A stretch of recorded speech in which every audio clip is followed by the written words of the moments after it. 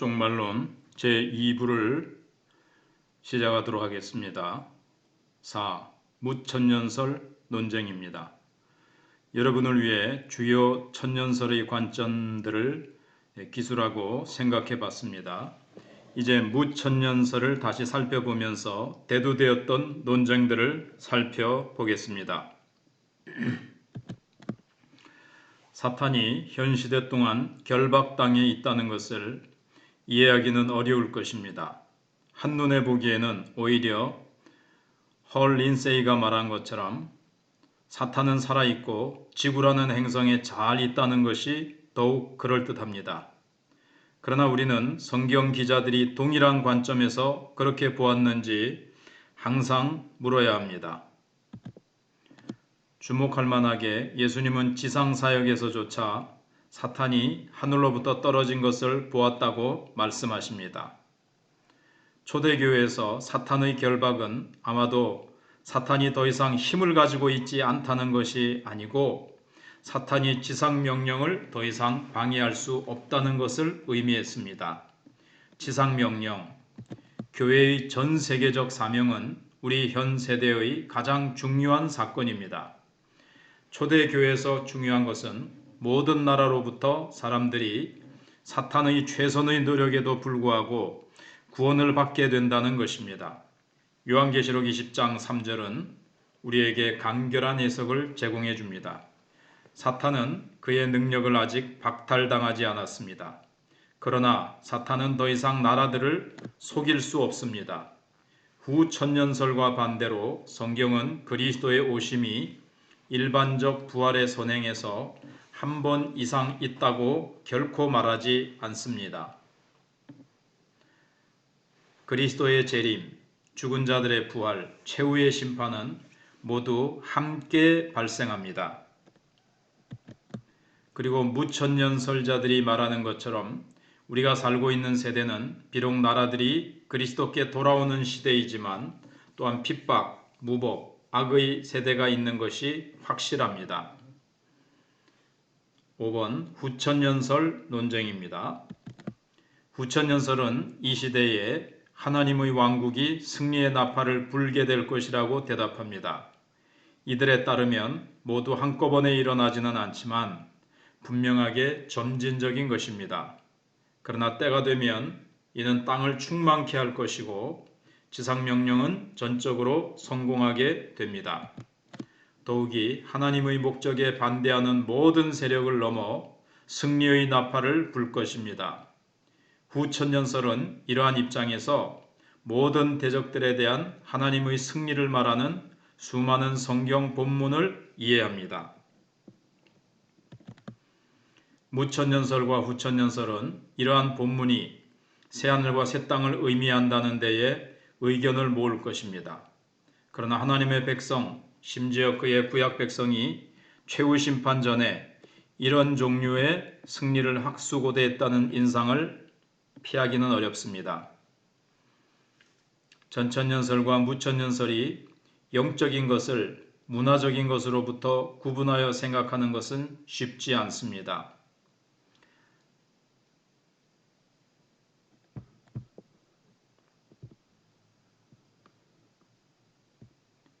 이 말은 전천년설과 무천년설이 영적인 것과 문화적인 것을 이렇게 구분하는데 그것은 좀 어렵다는 거죠.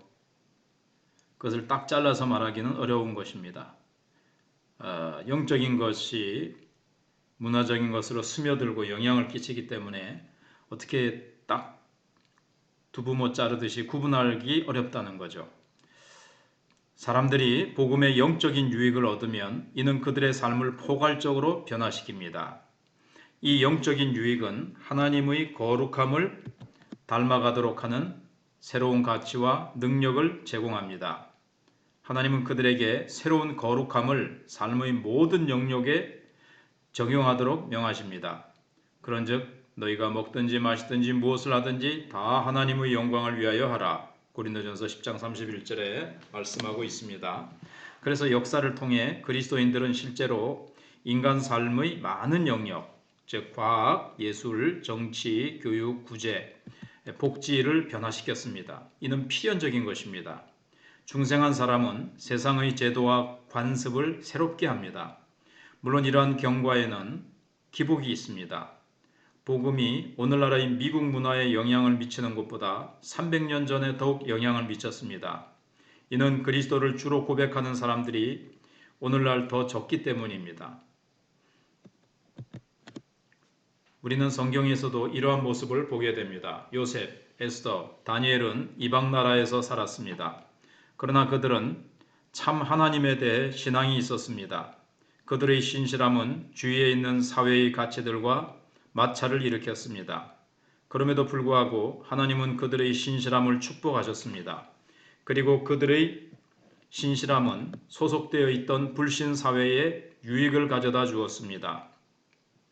초대교회 시대 신자들은 그리스도인으로 인해 받는 많은 핍박을 견뎌냈습니다. 순교자들의 피는 교회의 씨앗이 되었고 사탄이 할 수 있는 모든 것에도 불구하고 그 씨앗은 자라났습니다. 4세기의 로마 제국은 공식적으로 기독교 국가였습니다. 콘스탄틴의 회심이 교회에 해를 끼쳤다기보다는 유익했다는 것에 동의하지 않습니다. 그러니까 큰 유익은 없었다는 거죠. 영적으로 교회에 유익했다는 것은 좀 맞지 않는다는 얘기입니다. 그러나 중세와 이후의 역사에서 콘스탄틴 대제의 회심이 문화적 힘을 교회에 제공했다는 것은 분명하다는 겁니다. 의심의 여지가 없다는 겁니다. 자, 그 다음에 6번째로 전천년설의 문제점을 한번 생각해 보겠습니다. 전천년설에 대해서 또한 논의되어야 할 것입니다. 사도시대 이후 한두 세대의 교회, 교부들의 흔적은 인상적입니다. 처음에는 교부들이 남긴 여러 가지 그 주장들이 우리가 아주 인상적으로 잘 살펴봐야 된다는 이야기입니다. 현 세대나 영원한 상태에서 아닌 것처럼 보이는 하나님의 지상 통치를 기술하는 몇 개의 성경 본문이 있습니다. 하나님은 땅에서 가견적으로 통치하십니다. 눈에 보이게 통치하신다는 거죠. 그러나 지속적인 죄와 반역이 있습니다. 이사야 65장 18절로 20절에서 우리는 다음과 같은 본문을 읽을 수 있습니다. 너희는 내가 창조하는 것으로 말미암아 영원히 기뻐하며 즐거워할지니라.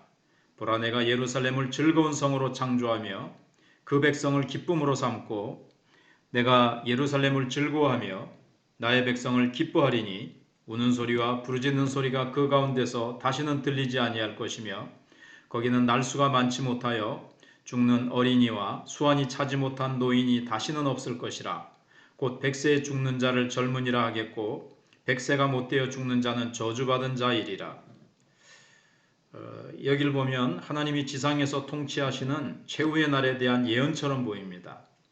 영원한 상태, 새하늘과 새 땅에 대한 이런 기술이 우선적으로 여기 기록되어 있는 것처럼 그렇게 보입니다. 그러나 이 형상에서 하나님은 최종적으로 죄와 죽음을 폐지하지 않으셨습니다. 그러니까 이것은 영원한 상태를 의미하는 게 아니죠. 100세에 죽느니 이런 말이 나오잖아요. 영원한 새하늘과 새 땅에서는 죽음이 없거든요. 그러니까 이 말씀은 영원한 상태를 가리키는 게 아니에요. 자, 계속 봅시다. 요한계시록 20장은 과거보다는 미래의 사건으로 해석하는 것이 더욱 자연스러울 것입니다. 사탄의 결박은 정상적으로 우리가 살고 있는 시대와 연관된 것도 아니고 심지어 그러한 의미를 갖고 있다는 가능성을 주지도 않습니다.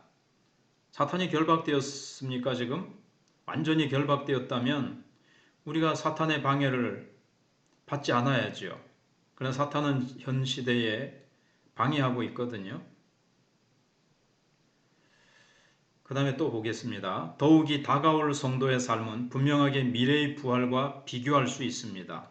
물론 현재 우리가 그리스도와 함께 통치한다는 의미와 영화된 성도들과 순교자들이 그리스도와 함께 현재 통치한다는 강한 의미를 느낄 수 있지만 누가복음 19장 17절은 최후의 날에 신자들을 위한 상급으로서 말하는 것입니다.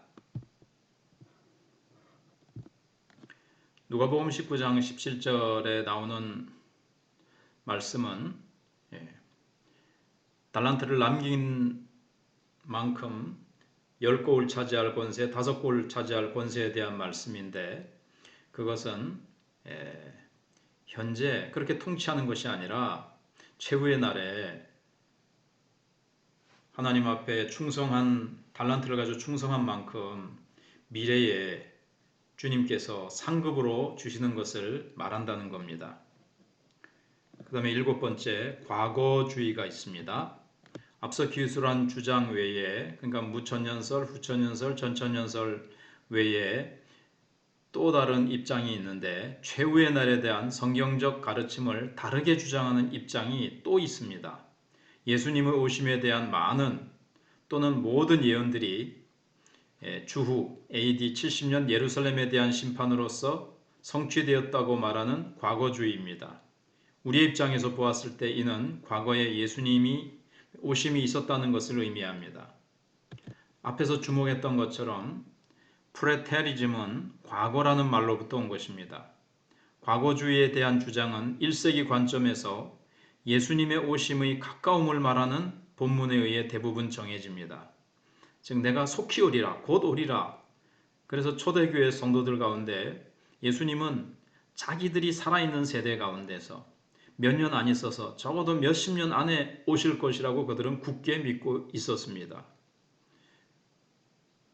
예를 들어 예수님은 누가복음 21장 31절로 32절에서 종말에 대해 광범위하게 말씀하십니다. 이와 같이 너희가 이런 일이 일어나는 것을 보거든 하나님의 나라가 가까이 온 줄을 알라. 내가 진실로 너희에게 말하노니 이 세대가 지나가기 전에 모든 일이 다 이루어지리라.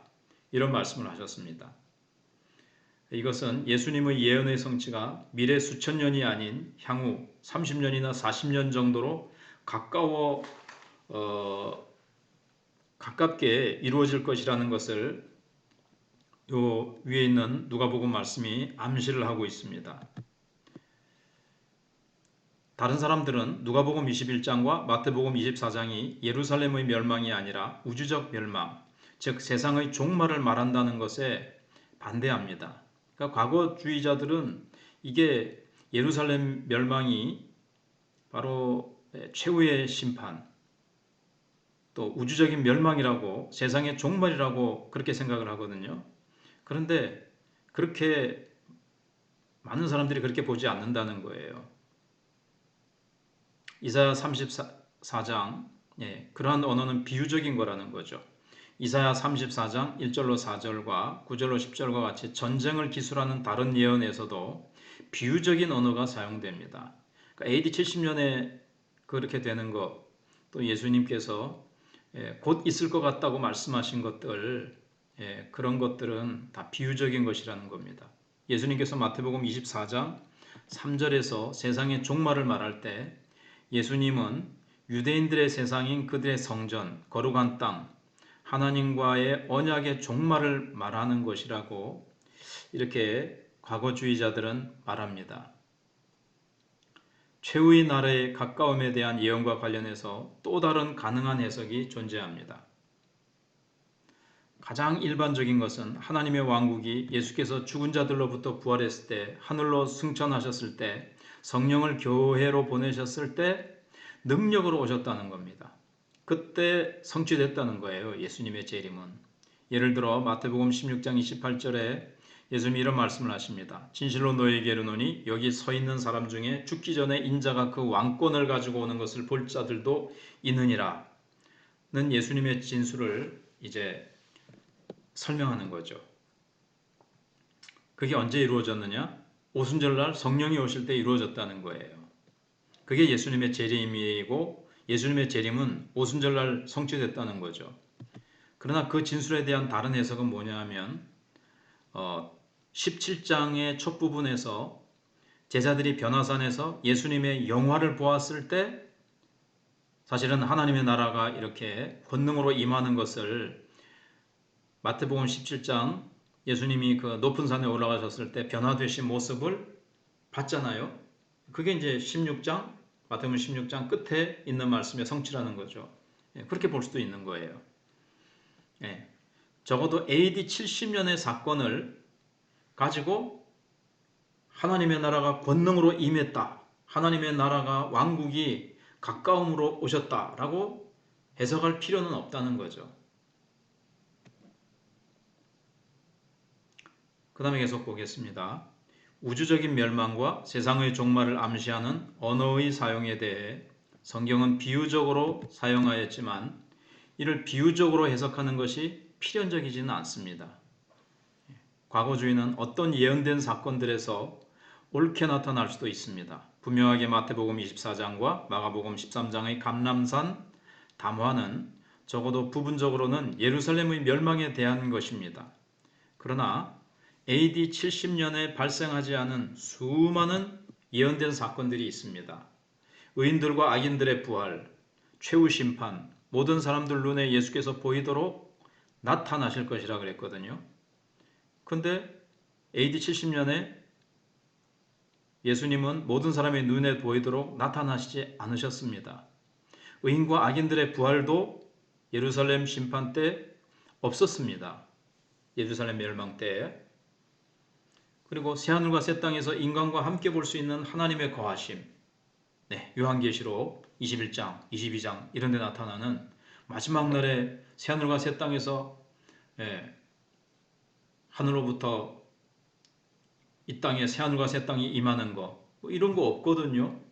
그래서 이 세상의 모든 죄와 슬픔을 제거하실 것이다.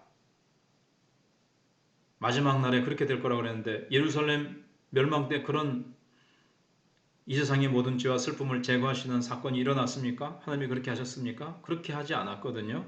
그러니까 과거주의는 성경을 잘못 해석한 거죠. 사도시대 이후에 초대교회 교부들은 AD 70년에 발생했던 예수님의 재림을 결코 말하지 않았습니다. 사도들도 그것이 마지막 최후의 심판, 마지막 예수님의 재림, 우주적인 종말의 사건이라고 말씀하지 한 것이 사도들은 말하지 않았어요. 그래서 이것이 과거주의자들이 주장한 중요한 사건이었다면 교부들의 글에서 주제로 그것들도 아마 등장했을 겁니다. 그러나 전혀 언급조차 되지 않았습니다. AD 70년의 예루살렘 멸망이 예수님의 재림과 연관된 것이다. 최후의 우주적인 종말의 사건이다. 이런 건 전혀 언급이 되지 않았다는 거죠.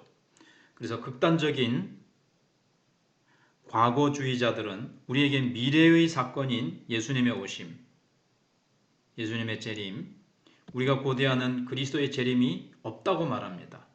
없다는 거예요. 그들의 관점에 의하면 모든 예수님의 재림에 대한 예언들은 주후 70년에 성취됐다는 겁니다. 그래서 이 입장은 매우 잘못되었고 이단적이라고 저는 믿습니다. 예수님이 모든 산자와 죽은 자들을 심판하시기 위해 오실 것임을 성경은 아주 분명히 가르칩니다. 이 사건은 아직 발생하지 않았습니다. 그런데 예수님의 재림은 70년에 성취됐기 때문에 앞으로 예수님의 재림은 없다는 거예요. 그래서 기독교의 모든 지체는 이 성경의 가르침을 유지했고 디도서 2장 3절에서처럼 복된 소망으로 이를 이해합니다. 극단적인 과거주의자들은 그 희망을 제거해버리는 것입니다. 다시 오실 예수 그리스도 오셔서 모든 이들을 심판하시고 새하늘과 새 땅을 이루실 그 희망을 다 제거해버렸어요. 그래서 이것은 정말 잘못된 겁니다. 그 다음에 마지막 8번 이미 그러나 아직에 대해서 생각해 보겠습니다.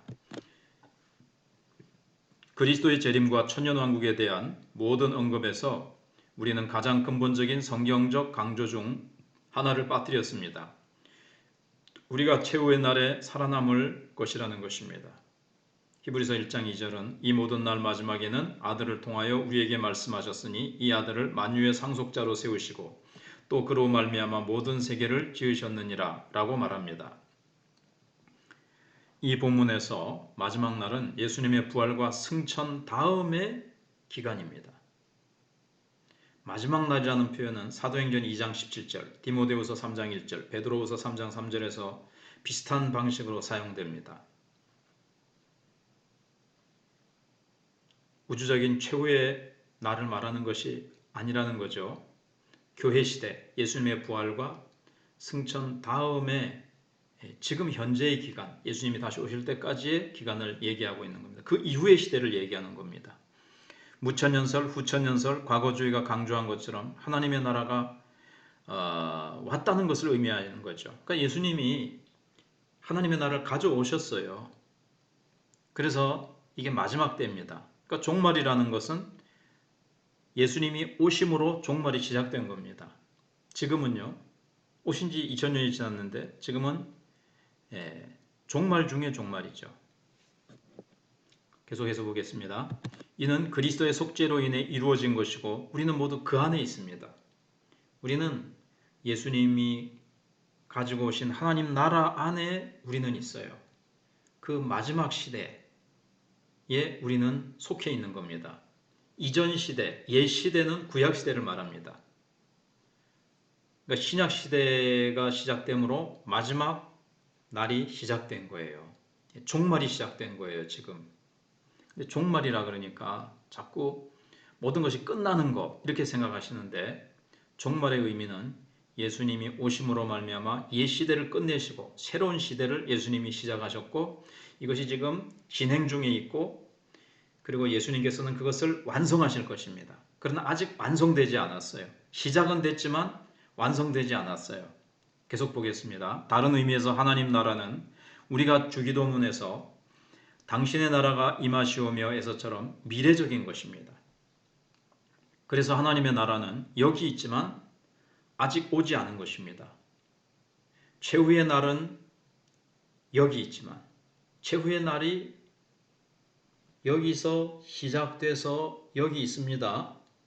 그러나 아직 오지 않았습니다. 즉 완성되지 않았습니다. 하나님 나라의 성취는 이미 그리스도 안에서 나타났습니다. 이 세상에 그리스도를 영접하는 우리들 가운데 그리스도 안에 있는 우리들에게 하나님 나라는 이미 시작되었고 우리 속에서 나타났습니다. 그러나 하나님 나라의 성취는 아직입니다. 왜냐하면 올 것이 더 남아있기 때문입니다. 지금도 우리가 놀랍게 맛보고 누리고 있습니다. 그러나 아직 부분적이에요. 아직 어마어마한 것이 훨씬 더 많이 남아있어요. 이것을 신학자들이 이미 그러나 아직 이라는 표현으로 이야기하는 겁니다.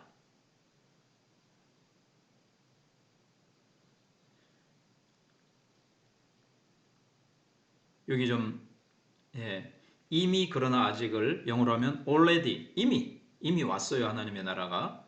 그러나 아직 완전히 오지 않았어요. 그래서 but not yet 아직 안 왔다는 겁니다.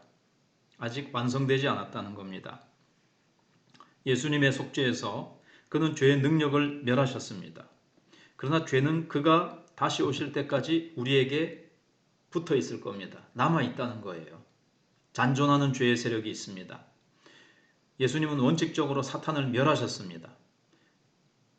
그러나 이 승리는 주의 재림 때까지 완성되지 않을 것입니다.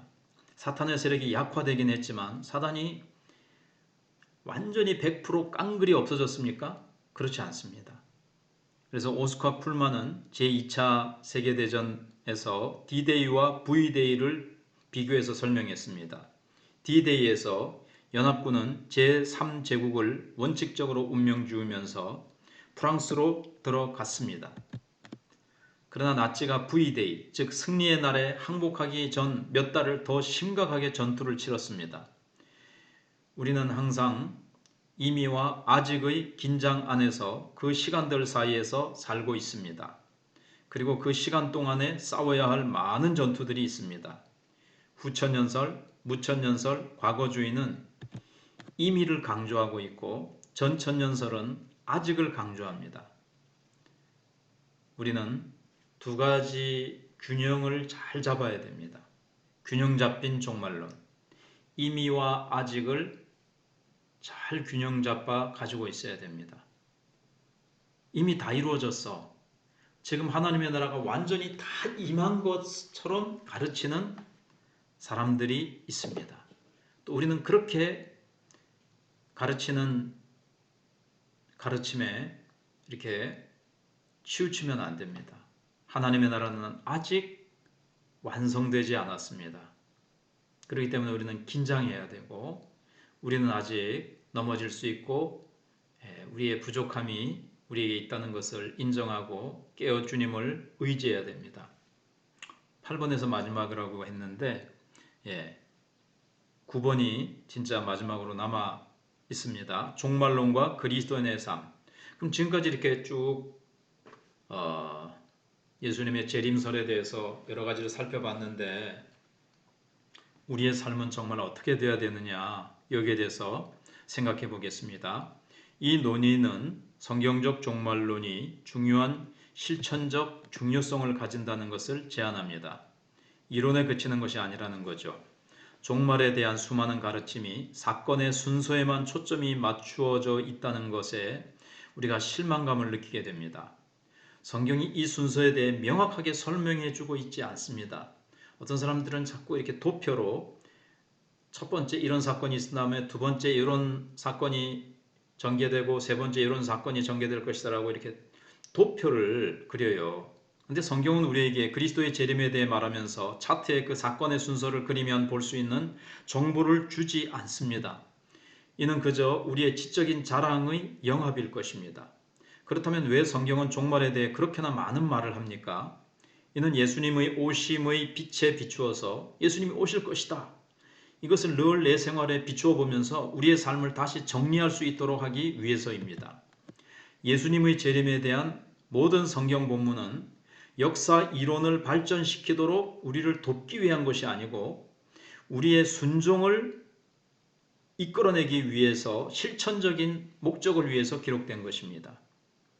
예수님이 오실 것이니까 우리는 주님의 뜻대로 그렇게 순종하며 살아야 될 삶을 위해서 기록된 것입니다. 이러한 교리들은 여러 방면에서 우리의 순종을 유발시킵니다.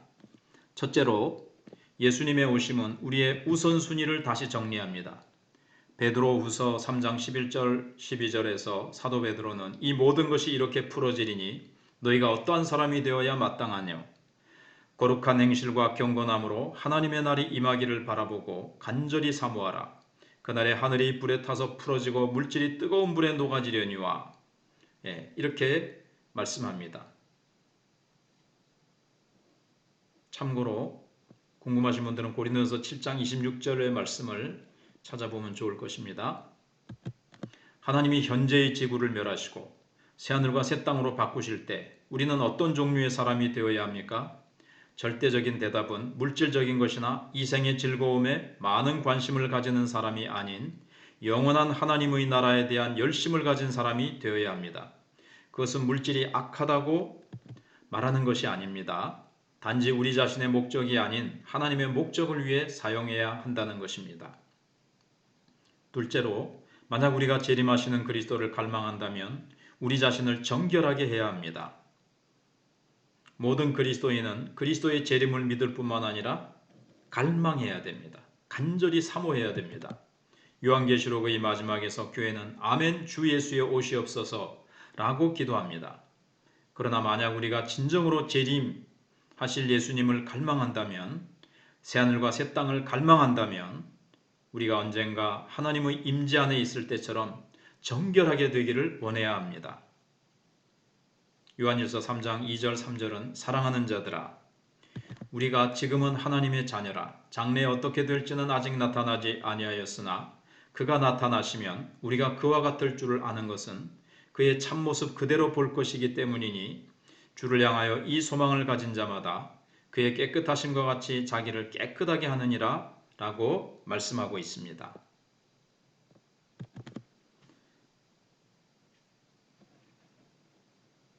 셋째로, 그리스도의 재림에 대한 다른 윤리적 적용은 격려입니다.